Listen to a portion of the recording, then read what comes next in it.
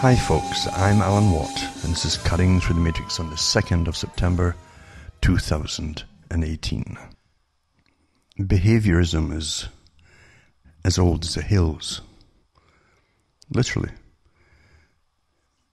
And powerful institutions which govern countries made up of the specialist advisors and so on to kings, queens, and eventually governments and oligarchs. Or it makes no difference what kind of system it calls itself. It has specialists, and specialists study humanity. And as like all education, it relies on information gleaned from the past and built up often over centuries. And I've done talks before about behaviorism many years ago, and the different characters involved in the tests to do with, well, basically how to alter human nature. For the powers that be want to control human nature, so they employ specialists to study us all the time. Bertrand Russell, of course, was a big proponent of this, and you got to understand that studying humanity doesn't make you a genius. But what it does do is give you an edge on understanding why people do certain things. In order, this is from the elite's point of view, in order to manipulate their behavior. So behavior modification is essential for peaceful rule over masses of people. It's much easier for the rulers to get away with different things which perhaps they shouldn't be able to by domesticating the people. And they do it by understanding what motivates fear and motivates behavior change, using fear and the threats of things that could happen. In ancient times, of course, they used the common plagues, famine, warfare type technique, pestilence, earthquakes, drought, bad crops. You'd have a heavy rain season or a very dry season, because climate change has been going on since the world was created, it seems. And they don't want you to even know that these days. But anyway, that's really what was used to motivate people to change their behavior. And so that those who can control them or wanted to control them could have or gain power over the people and manipulate them for their own desires. And generally it's so they can live much, much better than the ordinary people at the top and have a lifestyle of comfort and luxury and good health too, by the way, for good food, good health, accommodation type things, and no physical work. No physical work for them. Because we all know that real hard physical work can really take it out of you. Motor mechanics, for instance, car mechanics, auto mechanics, have a very high incidence of cancers, different cancers, because they use a lot of chemicals in their jobs. Nowadays, of course, they can use different gloves and so on when they're working, disposable gloves, to try and keep the different fluids off of their skin. But even at that, they still breathe a lot of it in. You understand the elite, and I was looking at some of the ages of the elite. Today they die at very, very old age. And generally the royal family in Britain, for instance, will hit 100. And maybe more, in fact. Some of them. But they'll hit about 100. And yeah, they have definitely the higher medical care than the general population get. There's three branches of everything, three levels of everything in society. And general university level and any kind of the sciences is what people think is all that exists. But no, it's much. There's a middle level too above that, and a higher level above that too. So they can live at a really good age. I think even John McCain's mother is about 106. Something like that. But getting back to what I'm saying, you've got to understand that elites always live off of the people. There's nothing special in the blood of the blue bloods. It's not there. Nothing special. It is true that royalty tends to be very inbred. In fact, it's not unusual for them to marry their first cousins. Queen Victoria, I think, married her first cousin as well. And that was part of the reason, of course, they tried to outmarry a little bit outside the lineage with Prince Charles. They had all these articles in the newspapers at the time. And the reasons that they thought applicable for that happening at the time, because they were becoming too inbred in a sense. But don't forget that they're a symbol. Royalty is a symbol of a system. And the system around them is often more important because they're all families depend upon, again, experts in different fields, specialized fields, to manage society for them. And they're well rewarded. The royalty is well rewarded for that. But really, in a sense, they're partly figurehead. And it's part of the myth as well of nations and histories. Because most of the history you're given is so whitewashed, it's more mythological than real at times. More so in some countries than others. But as I say, the royalty tends to intermarry in their own families, but so does the aristocracy, including the banking families too. So money tends to marry money to keep it in the family and accumulate more and more and more of the wealth. So they're specialized in a sense. It was interesting a long time ago to read the Huxley's points of view on history. And people can bash Aldous Huxley a lot, because he was certainly part of the guys in the know of what was happening in his day, especially since he knew that his brother Julian was a complete eugenical socialist wanting to order society. Again, that Huxleys themselves were pretty well up there with aristocracy. But Aldous Huxley gave out little mixed messages at times too, to do with warnings to society. And he said that there are techniques developed which will influence people's behavior and decision-making abilities without their knowing it. Perhaps against their better interests, in fact. And that's what he was warning about. He knew this was true.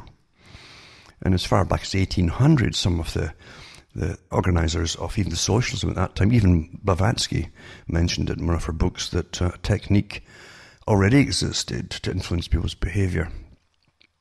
So within certain circles, again, and it was generally the Masonic circles at that time, the higher Masonic circles, and the higher degrees, of course, that they knew a little bit about the agenda, the future. It isn't just the brotherhood of man and a woman and other things as well. It's the manipulation and the control of society and the guidance of society without society and those in society even knowing that it's happening.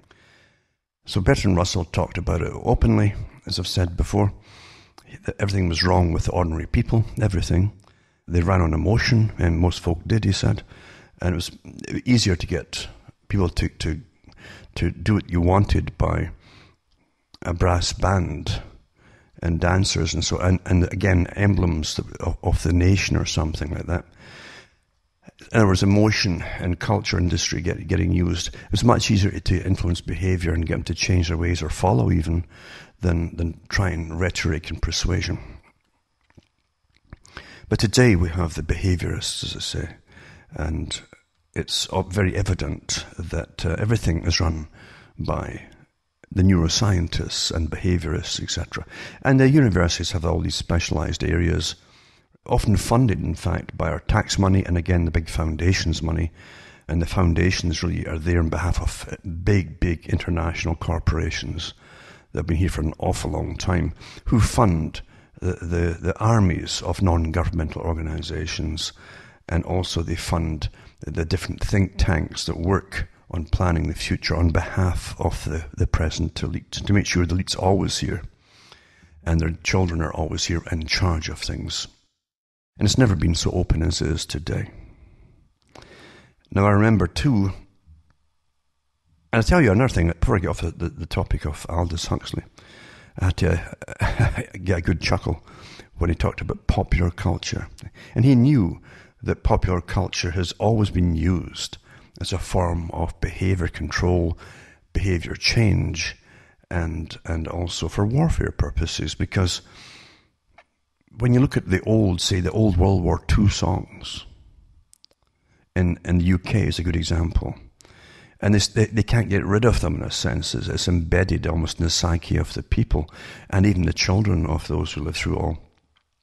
And they constantly still give awards to the old singers like Vera Lynn, with the White Cliffs of Dover and We'll Meet Again, all these kind of things as well.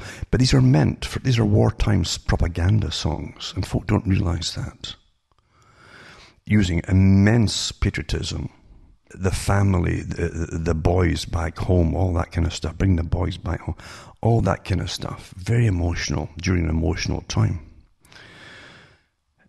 But the average person, when they hear all, they really think it's coming out from the heart of the people themselves. They don't realise it's written by professionals. And then you had the kind of semi-comical songs churned out by people like George Formby, who pretends that he's a working class kind of character in movies that were made at the time, and he played the banjo and sung songs and so on.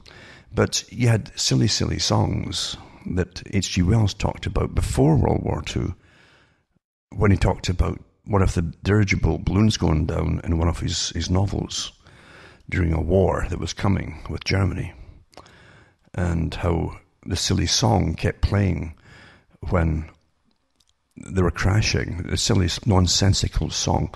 And what he was referring to was the songs like does your chewing gum lose its flavour on the bedpost overnight type of thing, that kind of nonsensical song. That kind of thing is what he's talking about. But it was interesting that Aldous Huxley talked about it, because he said he had tried to go out to find out what about popular culture. He'd never been to the movies, apparently. And he went out to see his first movie, which was his last movie. And he said it was Al Jolson who was singing Mammy in the big movie that was made. He says that was enough for him. It put him off it completely. It's quite interesting that he didn't give anything a second chance, because he knew already what popular culture was and how it was guided by powers above it all. Always presented as though it's coming from the people or the class that it's aimed at. It's always right to the present time, and that's how it's done. And it's used to a great extent in warfare as well. And today it's been used all through the pop, then the rock era, and all the different fads that came afterwards were all designed by a higher industry power that's a star-making machine that makes them the ones that they've picked out to be the stars, to push the new sounds and so on, right down to rap, etc. And the gangster culture, it didn't come from the communities that sang them, it came from the people who already ruled the industry for very definite reasons. And again, people are never, the general population are never supposed to know how your culture is managed and altered and pushed. You're supposed to go along with it, and most folk do go along with it without thinking. It doesn't dawn on them that they're being manipulated all the time.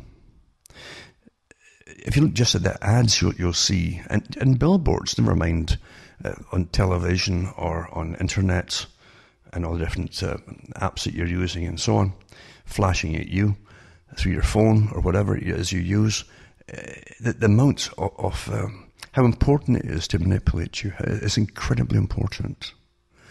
And then the social systems that are put out there for you to jump into. And people do jump out. Again, too, Russell knew this, how it's easy to get people to do what you want them to do. It's very, very easy if you give them what they think is some added advantage, which they never had before. And often in a society that's where folk are lonely, and there's no more loneliness inside cities, for instance, where it's very cold. It's a very cold system. It's an inhumane system, well understood, well documented, the whole system, long before I was born, right down to the population size of a city, the density per square mile of a city, before people start going crazy and deviancy breaks out, just like the rats in the cage. There's a specific number that they can get up to, then they start killing each other and so on, and acting in deviant fashion. It's the same with humans. And that's why you have lots of entertainment and clubs and booze and drugs in the cities. It's allowed. So anyway, what I'm trying to get at here is that the target of mass manipulation and very intense manipulation, the intention is to get it across to the people without them understanding they are being manipulated by outside forces. That every step of the decision-making abilities that they have on different areas is being manipulated, every single step, by professionals.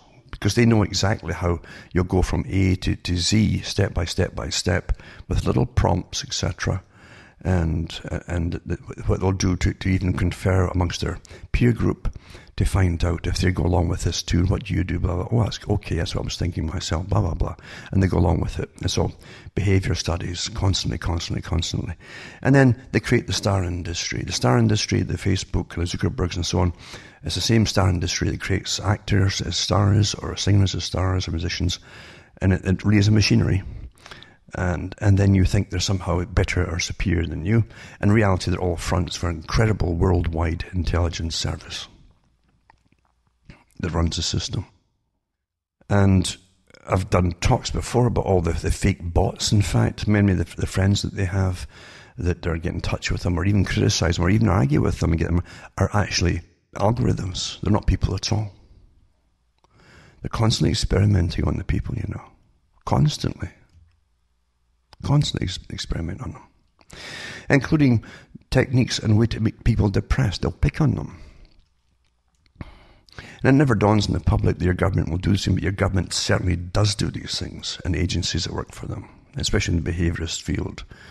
We're talking about governments who have sprayed their own societies and populations with deadly gases, for instance, and chemicals, to see how it would affect an enemy, for instance, like in the Soviet Union in a Cold War situation, if they ever had to use them. I've done the talks and put them out there. And they did it in Norfolk in England, for instance. And the ships sprayed the stuff off the coast as Royal Naval ships. And they tested the population to see if they got sick, etc., and what happened to them. That's only one of many of these kind of things. So yes, you are subject. If you are put down there as a test subject, anything can be done to you, and you'll never know it. Right to the end. But you'll be incredibly well studied. The same as the whole population of Canada were put down by a secret agreement that came out years later by the Canadian government making deals with the big genetically modified food industries and chemical industries for the pesticides. A secret agreement to test all their new modified vegetables on the public without telling us. There was no choice because we didn't know. But because there's a great health system in Canada, as far as everybody being on it, basically, province by province, is still linked up to central computers in Ottawa, all the data. So every visit to a doctor, they got a copy getting flashed to them. Every visit to a hospital is flashed to them. All data is flashed in real time. So it's a great way to and we just studied all the time, definitely. They even had articles in the papers at the time, before we even knew we were being given the poison food. And it is poison food, of course it is. It was killing and giving tumours to the rats and mice that were fed stomach cancers and so on. It escalated like crazy with it. And at the same time, too, they started giving medications for the stomach to reduce acid, like proton pump inhibitors. You could buy it off the shelves eventually. It was prescription only for years, forever. But no one knew why. Well, why they suddenly do this? It was to take care of the side effects of the foods, and then studying how much was getting sold. Everything is statistics. That's how they do it. So don't believe your governments are there to help you. And they can put down many people, many people, as expendable for what they claim is for a good cause and good research. As they do in wartime, because they're constantly at war with you. Constantly. The target of behavior modification should be kept in the dark about what's happening to them, and they must be allowed always to think that, and prompted to think it's their own decision-making ability. I've said before that it's sad, very sad, that people fought for centuries to get rights. Centuries. Only to give them away generations later for a few percentage points off the price with convenience cards at stores and things like that. Give it all away voluntarily for a few pennies. Isn't that sad? So every tyrant in history, or any wannabe, Bonaparte, for instance, or a Stalin, a Lenin Stalin, or a Hitler, anybody, if they'd only known, they didn't have to invade countries. They could just have opened up stores and had the people get special offers. If they gave all their data up to you, date of birth and families and the whole bit, answer these questionnaires, yada yada yada, for more points discount, yada yada yada, and away they go. That's it. It's so easy. So they don't even think today. They really don't even think, and it's scary because most folk have jumped at it naturally. Most really have, under the guise of everything's so convenient. So convenient. And a lot of the old jokes that are old today anyway came from behaviourist studies. Such as you would give everything up for convenience. It wasn't just a clap and the light will go on and off, etc. Eventually you'll be plumbed in to a chair permanently, and you'll be helpless, really, technically. Everything will be brought to you and piped into you, etc. For convenience sake. You give it all up for convenience. I can remember too when the fashion industry brought out the cargo pants with the flat type pockets in the front. And the customers didn't know. It was aimed at mainly teenagers. There were no side pockets, just easily. It was to get you put your cards in it. They were in a cashless society, and they were getting trained from school, before they left school and university, how to use all the credit cards and handle debt and so on, but use cards. They didn't know. All this was prompted and managed by the big companies that run finance. So they make the pants so you could just put your card in there and that was it. No room for change or cash, anything like that. And when you see all this and you live through it, you're astonished at how easy it is for controllers to do it all. H.G. Wells talked about the real reasons, which he was all for. He was part of it. He wanted free love. That was part of the revolutionary movement for the far left. The far left was owned from the start by the far right, you might say, because there's only one group of oligarchs at the top, and they run the finances and everything else. Therefore, you find that everything in the system is designed by their scientific elite, like the Huxleys, for instance, Julian Huxley admitted that his group belonged, I mean his background, his families and peer group, belonged to the scientific controllers. They called them controllers. And there were financial controllers for the dominant minority at the top, and the scientific controllers from academia, etc. And that's the most important one today, because they've been working on you increasingly up until constantly, as we are today. I mean, since at least the 1950s, maybe even before, but definitely from then on in academia, from the 50s. And after wars, they quietened it down a bit. They're carefully quieting things down a bit. Eugenics quietens down after wars, where eugenics has been used. And eugenics itself is part of warfare too, because generally the bulk of folk who get killed are the peasant class who join up. So it gets rid of that population too. But H.G. Wells also talked about free love from the late 1800s onwards, because that was part of the ones who controlled him and the group that he joined. And he hated the working class.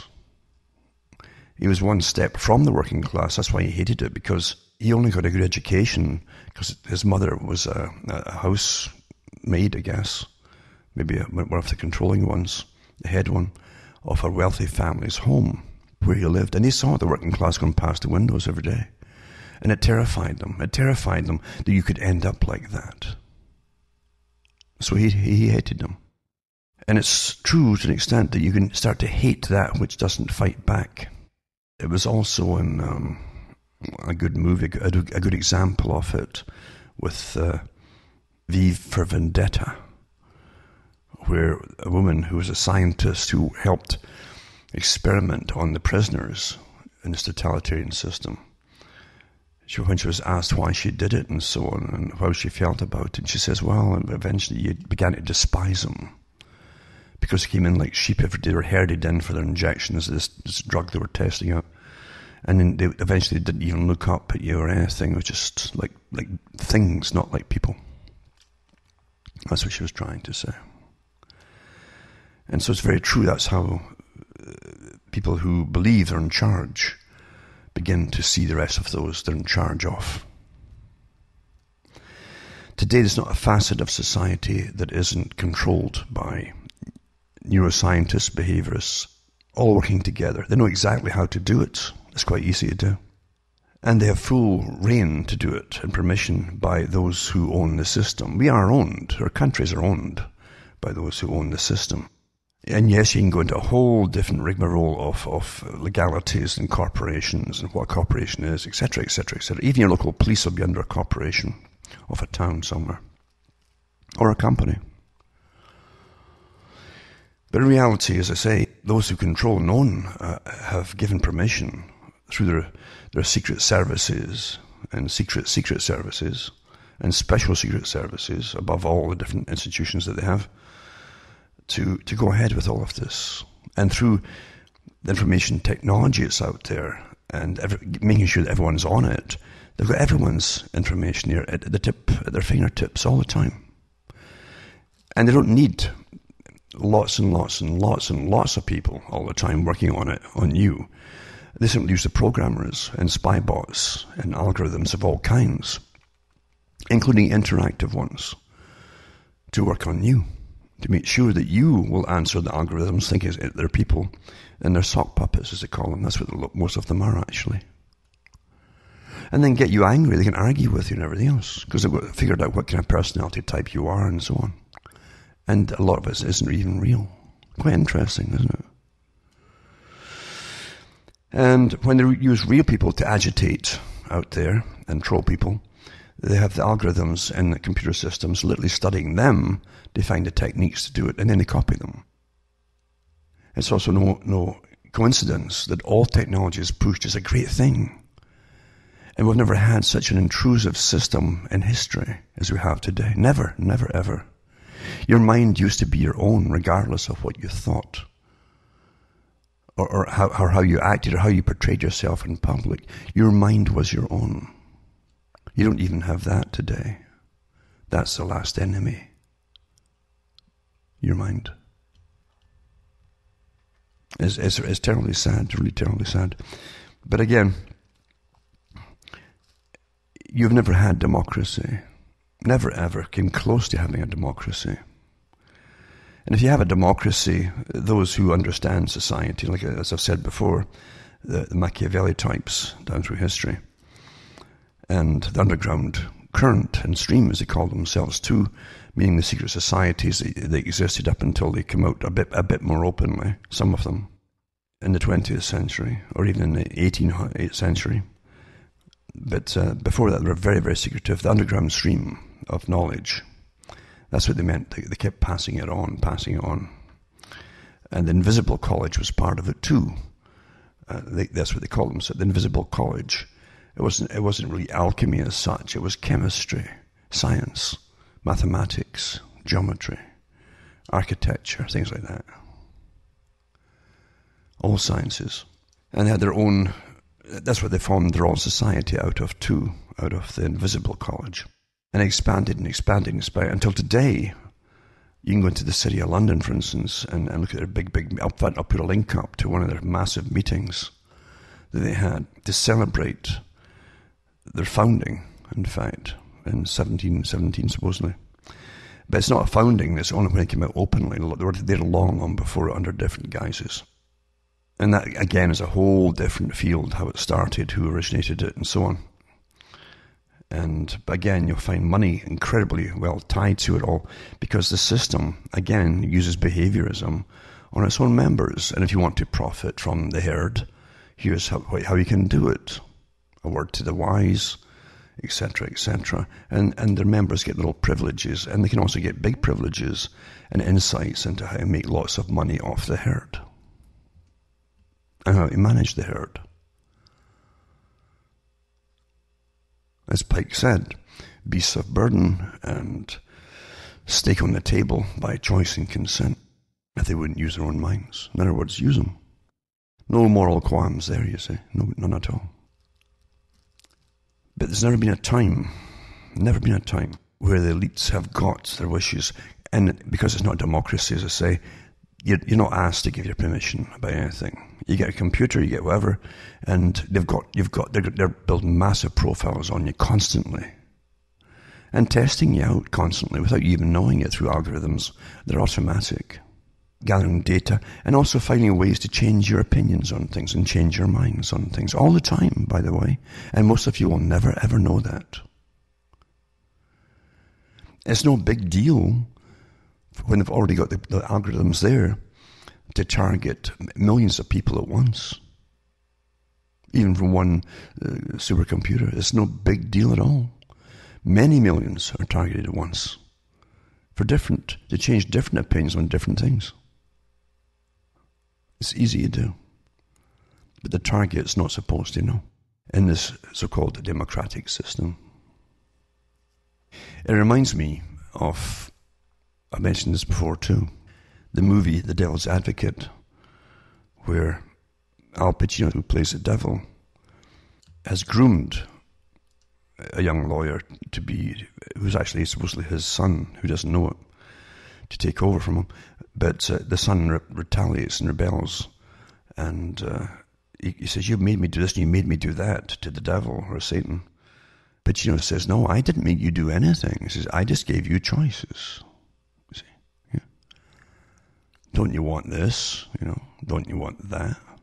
In other words, this is exactly how behaviorism works too. Exactly how it works. Don't you want this? Don't you want that? And your tongue's hanging out.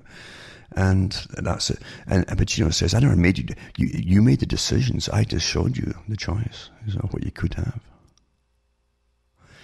And that's how it's done. Now we've all heard of the farce with Facebook, which continues on as always, and probably, I'm sure more laws were probably passed to allow them to do what they do. That's what these things are about. It's nothing about stopping something. It's like when the government's admitted that there are cyber security groups and agencies and special services were monitoring everyone for years off their cell phones in the 90s. Into the 2000s and so on and beyond, without permission or any law. And they simply passed laws eventually to make it legal, what they've been doing already. Not that matters to the public, because you've no say in anything. And nothing's done about it. No one's ever punished for anything like that. Never.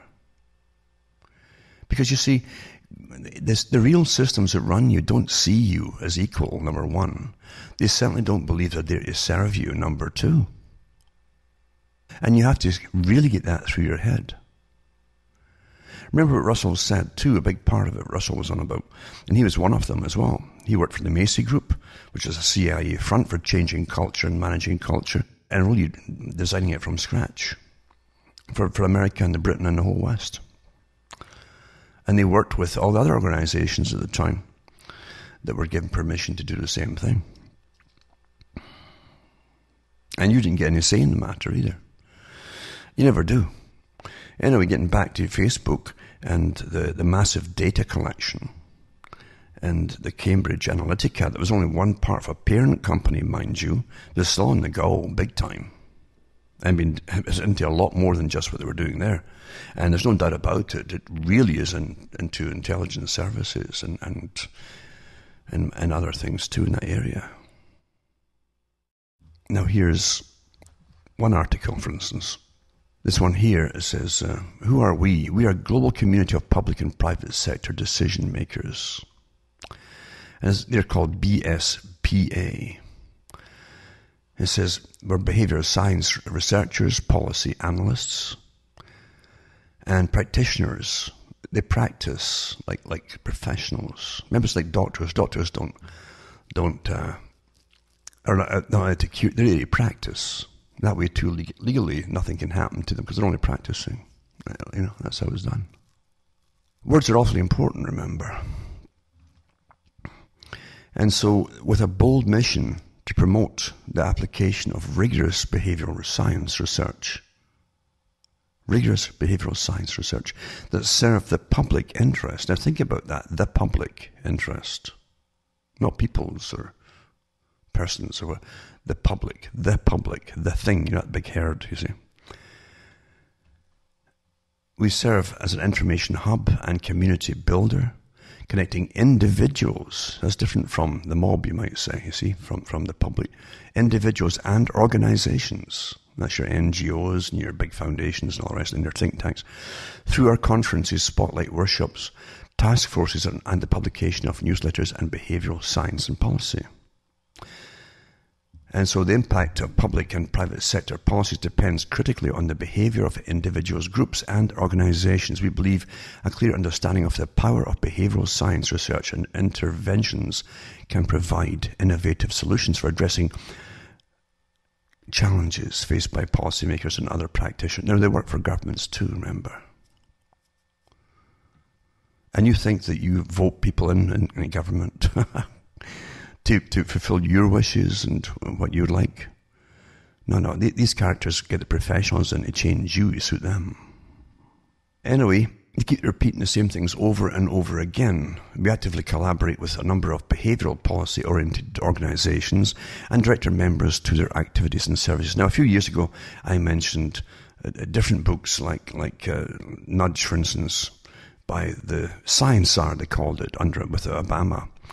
And there was no coincidence using the Tsar term, meaning commissar, like the Soviet system, appointed, not elected, but appointed in an authority position.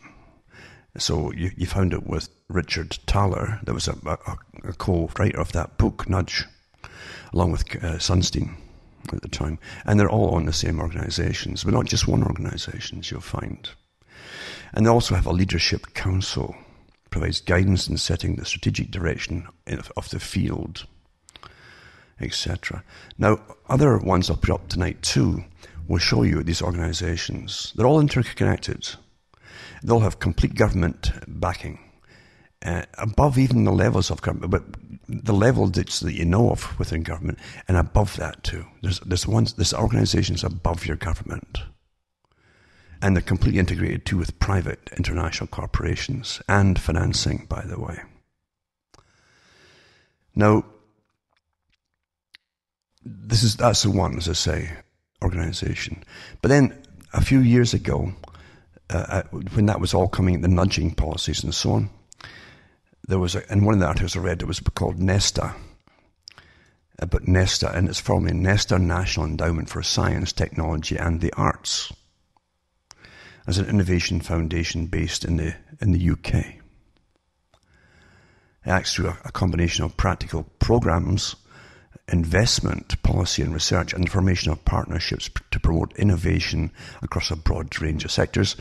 It was originally funded by, now here, listen to this, originally funded by a £250 million endowment from the UK National Lottery Fund. This is what they're telling you, eh? Believe it or not, that's what they're telling you. £250 million. The endowment is now kept a trust, and NESTA uses interest from the trust to meet its charitable objects and fund and support its projects. No, they classify it as a charity, right? Yeah, no kidding you. But the government's all behind it. And so it's a charity. I pay no taxes and so on. Set up in 1998 by an independent endowment in the United Kingdom, established by an Act of Parliament for this charity.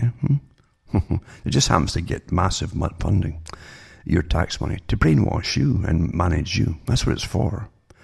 Initially they said that it would help, they could nudge people into paying more taxes and helping charity, and pay more money to charities and so on, so the government wouldn't have to, etc. Really? That's the lame excuse they gave. Very lame. And they talk about, they also have other investors with them in investment management. Investors are Big Society Capital, that's one of them. And the Omidyar Network. The fund invests in social ventures with innovative products or services that address the following three challenges. An aging population. Now, they actually send out articles out to nudge doctors and practitioners into a new way of thinking and seeing the aged. Not in a very pleasant way, but an economic way, by the way. It's just astonishing what they're into. There's too much to even put out in a few days that I have here on just that. And also the employability of young people and the sustainability of UK communities. They're also the ones that work for all different government agencies and tacking on sustainable living, etc. Sustainability. The Club of Rome agenda. That man and humanity was the enemy, therefore, of society, etc., etc. Now, they also, and here's the thing that got me, see, Nesta was in the same little part of London where the new cybersecurity building was put up. And they have, right next door to them, the big Google massive building, where all the huge cables are piped into. And then there's Nesta. All working together, that's what it is, folks. All your data across the planet, every country is going through the system. And it isn't just the Nesta deal, you see. You also have, and I mentioned last week that and the weeks before, you don't even know where all your ideas and your opinions are coming from, or how you're even being prompted, you see. And I'll put up this article, Behavioral Insights Team.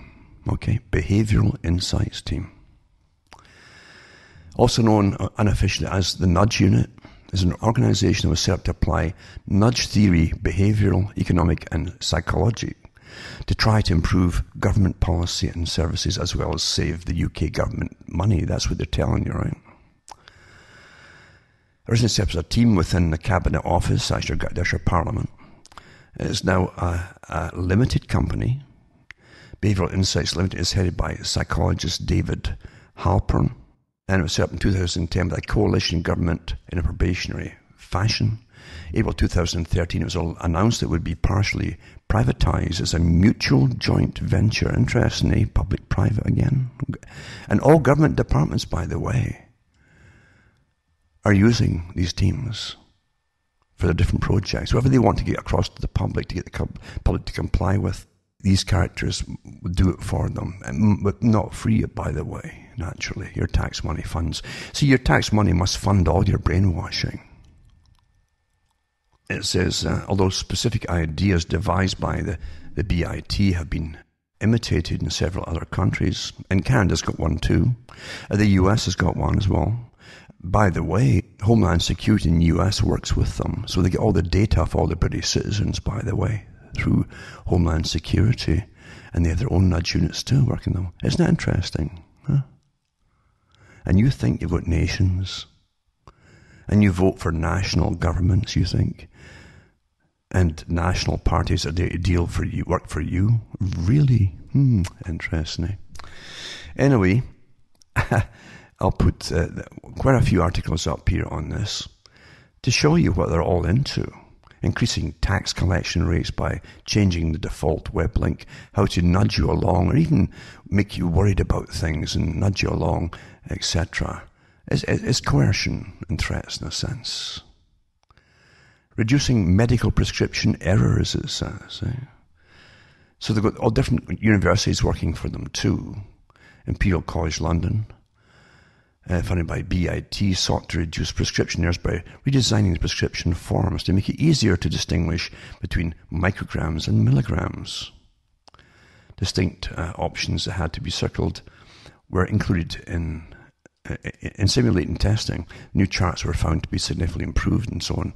But the thing is, when you get into what they've really been up to, as I say, it's been nudging doctors not to give out so many antibiotics. And again, too, it's carefully done. When you really study and study and study, you'll find that you've got everyone categorized into segments: aged, valid, invalid. See, valid in legalities, when you're valid, you have valid driving licenses, or you have an invalid one. When you're working and you're paying into a system, you're valid. When you're over an age and you're not paying in, you're taking from it. As the UN says, you're not a good citizen if you're simply taking. If you're consuming and producing, you're a good citizen. So if you're over a certain age and you're retired, you're now invalid. You're invalid. You get what it means. The wording is awfully important, and we use it all the time, and folk never think. So when they see older people, well, why keep giving them antibiotics when they're going to die eventually down the road, whatever age or whatever it happens to be? Just withhold these antibiotics. And so, I'm not kidding you. There's articles out on that, how to nudge the doctors themselves. And how even to persuade the doctors that it's for the good. Save the bacteria becoming resistant, etc. You understand there's a lot more going on here than they'll tell you. Always is. Look at the secrecy involved. Why don't you get a warning each time you click on something on the net or on your phone or whatever, where you get a warning sign, by the way, this is a nudge unit, blah, blah, blah, giving you the option. Because you never get an option. You think you're making your own decisions. Ha, ha, ha. Now, they also have giving a day's salary to charity. How about that, eh? So BIT ran a trial with Deutsche Bank to examine how to encourage people to donate part of their salary to charity.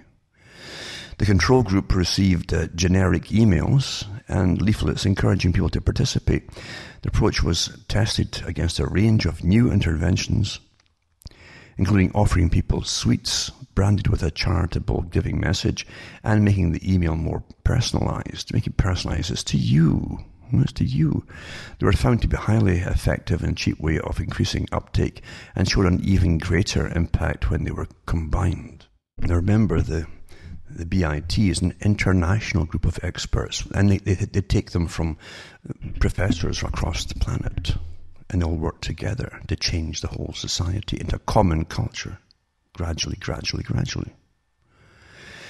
And also to take down certain cultures too. They claim have had too much privilege.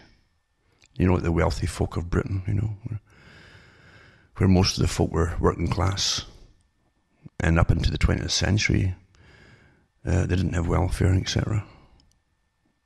Yeah, if you were ill, you ended up dying or ended up in a poorhouse. That's how Charlie Chaplin, by the way, became communist. He literally had his mum in a poorhouse, and they separated from him, his mum, and he was brought up for years in a poorhouse. A lot of folk died that way too. You see, it was your fault for being poor. Something had to be wrong with you, and it was a terrible. And that whole idea was fostered by the state and the treasury and all the rest of it. They actually had that as policy to put that across. There's something wrong with the people for being poor. It's their own fault, to make them guilty and to take any kind of job, even if it was already killing them or they were unhealthy to and couldn't work anyway. It made no difference. Anyway, so Canada's got one. A few actually. Now, Ontario and different provinces have the same organisation working for all provincial governments and federal governments and all levels and departments of governments to make sure they can get their policies across to the public and to get the compliance of the public as they change society, because they're all change agents, you understand. And you have no say in the matter because you don't even know it's even happening. Do you vote these organisations in, like the BIT? No, you don't. Do you vote the secret services in from Britain or Homeland Security in? No, you don't, but they know all about you across the country and Canada too. Wake up to how reality really is run, folks. Really, I'm telling you.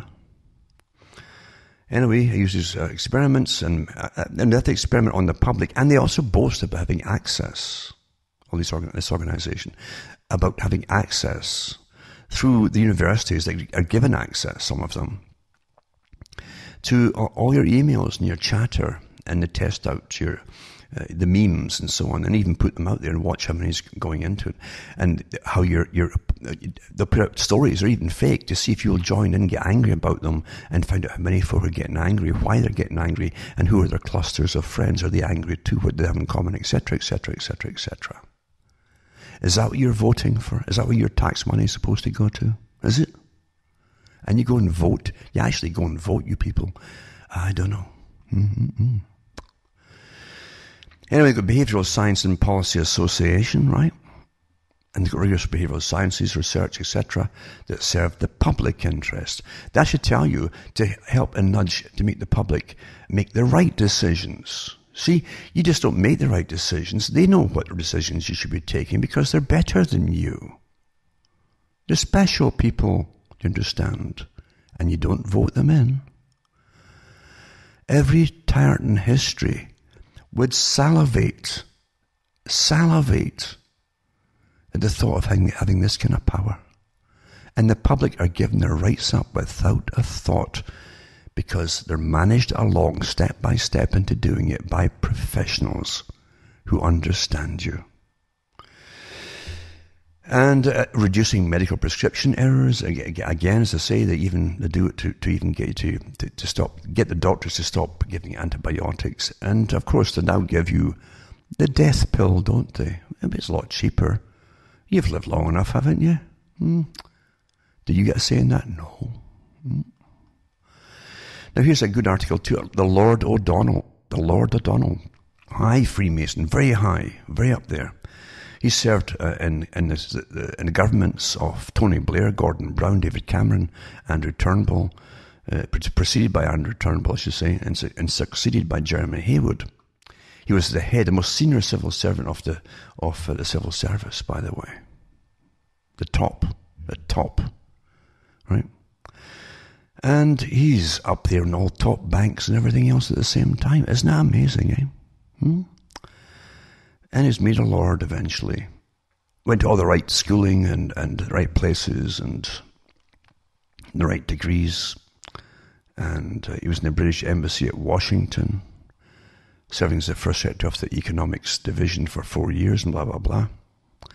He's worked for Her Majesty. He was the head of Her Majesty's Treasury and director of Macroeconomics Policy and Perspectives and Prospects, I should say.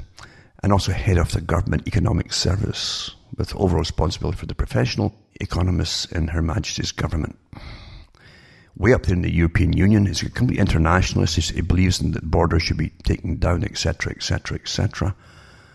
And he's one of the top characters in these teams for managing how you think and how you work, and how to prompt you and manage you and make you also want to give up and be an internationalist. He also said that there are some temporary losers in mass migrations into your countries. I guess he's talking about the folk maybe who are being killed, maybe, or what? Who is he talking about when he says some losers? A few, here and there. Is that his collateral damage?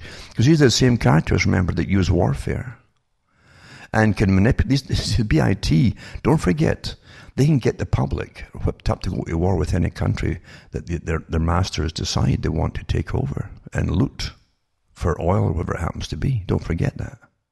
These are the top propagandists, these behavioral insights teams. Top propagandists. They get people fighting each other, etc., like you wouldn't believe. And then tell you all to calm down and just accept it when you get the blowback and the fallout from all. No one amongst the public of any country here is going to profit from this in any way at all. Only the elites themselves and economists and those involved with the banking systems and the military-industrial complex.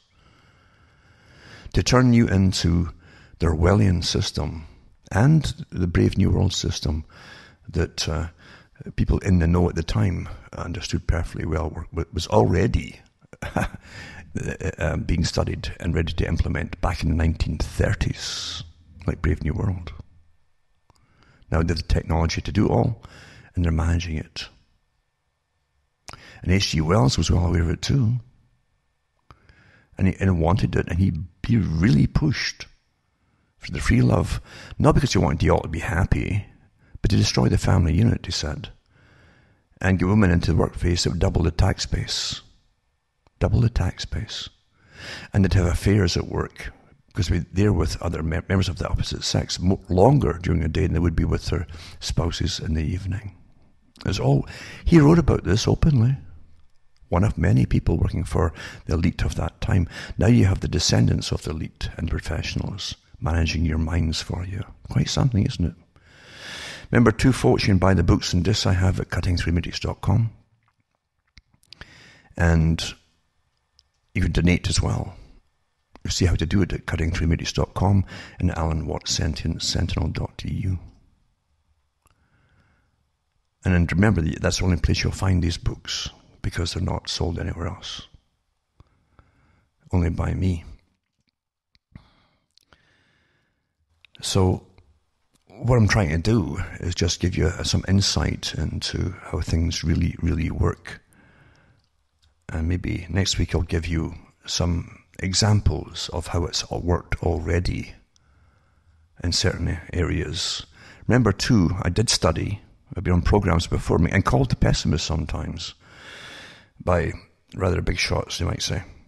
And I say, well, I'm not a pessimist at all. It's just that I've studied since childhood, this kind of stuff. And I've read all the books. As opposed to the person who was interviewing me, I really did do the reading.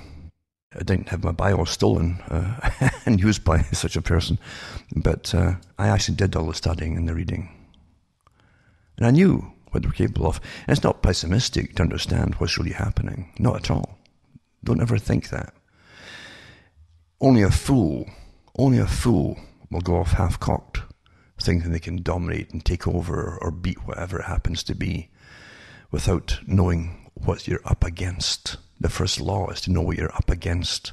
And that's why these behavioral insight teams, etc., working for intelligence services, the various services that are banning people from the internet, by the way, through the British cybersecurity tower, working with Google, and with the other organizations around them, the Nestas and the BIT, etc., then, of course, it was meant to rein in eventually, rein it all in, and till you'll find most folk won't be able to get their own platforms, and perhaps the ones that helped to get rid of you all off it and were used will have their own platform, of course. Who knows? It's interesting to watch all this happening, isn't it? But believe you me, until you understand what you're up against, you can't fight it. You can't. And when you fight it, you can't go off in a whole bunch of other areas too, about your comrades who are fighting alongside you. And that's what they call them, is comrades. I don't call them comrades.